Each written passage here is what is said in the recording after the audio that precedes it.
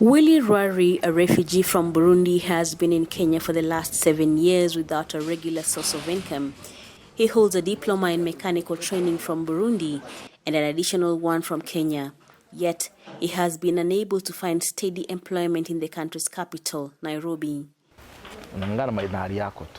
We take up whichever jobs we get, even construction site jobs, because we don't have the required papers to get jobs we are qualified for. We can't get the Certificate of Good Conduct papers, the National Hospital Insurance, the Kenya Revenue Authority PINs, the National Social Security Fund papers. And to get any job here, you must have that. We can't even get business permits using our refugee IDs.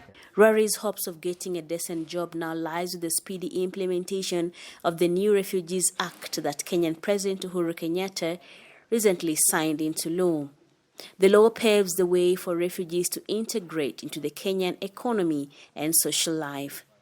Victor Odero of the International Rescue Committee says the new law is a bright spot in the quest for empowering refugees. There was no obligation, certainly in law, for the state to facilitate the issuance of legal documentation through which then refugees would be able to get economic and social development, basically to become self-reliant. That ability for refugees to participate in the local life has also been welcomed by the United Nations, which says it will make the refugees feel valued and dignified in their new homes.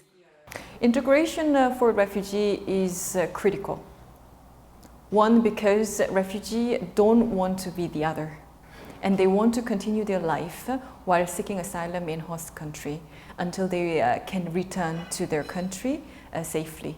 The new law comes ahead of the planned closure next year of Kenya's two largest refugee camps, which together house more than 400,000 people, most of them from Somalia or South Sudan. Odero says the law will help make the process of clearing the camps easier. For those who know the context, the refugee camps are simply unsustainable. I think this is something that people agree on across the board. So the question has been, where or can we have a legal framework that gives sufficient anchorage to durable solutions?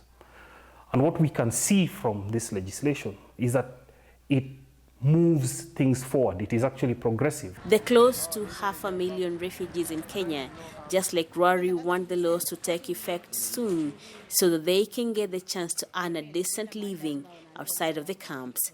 Brenda Molinya for VOA News, Nairobi.